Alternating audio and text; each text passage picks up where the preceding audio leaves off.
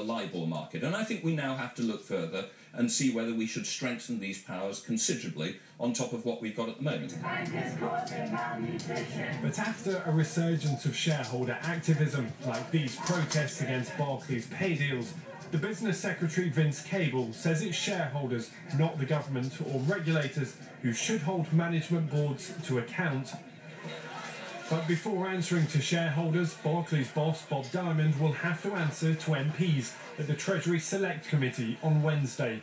With growing public anger, there'll also be questions about whether he too should now step down. Ben Thompson, BBC News. Well, our business editor Robert Peston is here with me now. Just explain this decision, Robert. Why did Marcus Agius feel he had to go?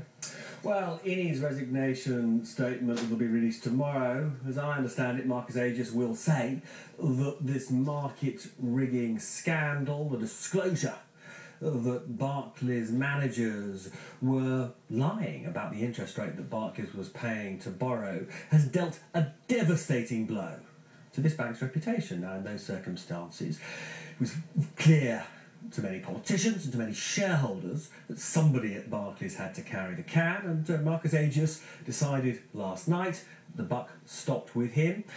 The board had already decided that they wanted Bob Diamond to stay, and so in those circumstances, as I say, Marcus Agius felt there was no alternative but for him to quit. But